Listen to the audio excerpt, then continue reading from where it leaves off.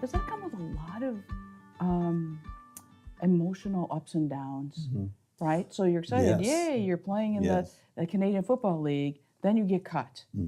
So how do you go from the high of that to the low of being cut to, right?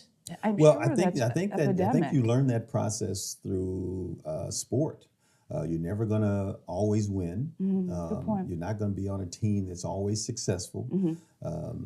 If you have these confrontations with other athletes on the opposite team, you're not gonna always win those battles as well. Yeah. So you have to have some a broad aspect of what it means to be an athlete, what it means to compete, what it means to be a part of a team.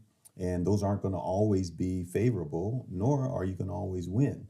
Right. So you have to be settled in the notion of the what ifs. What if I don't win? So contingencies. Of course. Okay. What is that contingency to losing? And you have to have a little faith too, in the fact that you can still be successful and not always win, or you can still reach your passion and still not have it be favorable in someone else's eyes. When you were leaving the NFL, was that by your choice? Well, I think when you're in professional football, particularly, but in professional sports overall, some people do choose to retire maybe earlier than they needed to. It was more about me wanting to pursue other opportunities. So that was really intentional.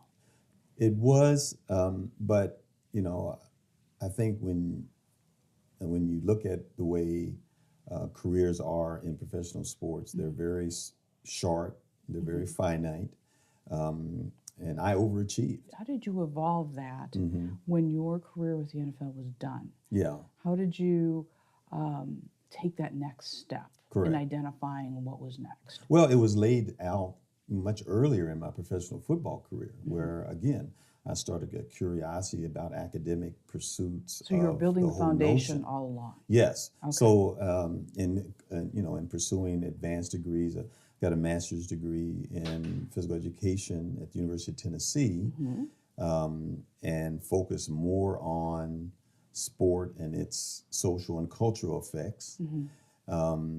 When I eventually moved to Minnesota full time during my professional football career, I wanted to look more intently on what my academic pursuit would be regarding sport and physical activity. So I pursued a PhD in kinesiology that focused primarily on the experiences of football players in this culture. As you shifted into administration, right, athletic administration, and that's how you and I came to know each other Yes, yes. through player development. How did, that sounds like that was just a continued extension of the foundation that you were building and laying.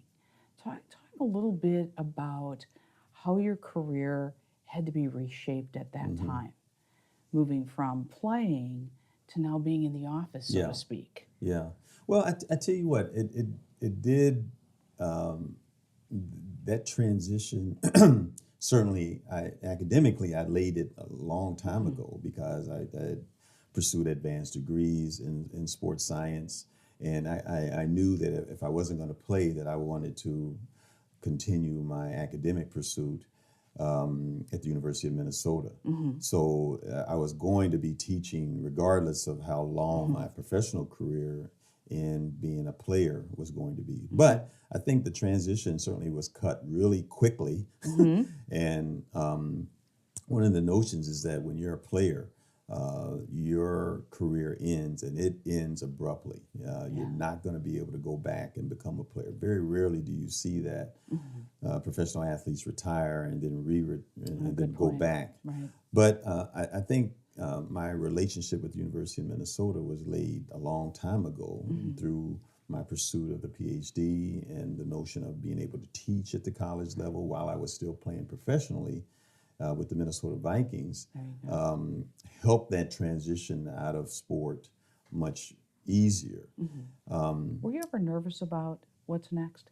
Of course, because I think, my passion and the efforts of pursuing a professional football career, occupied my life 24/7.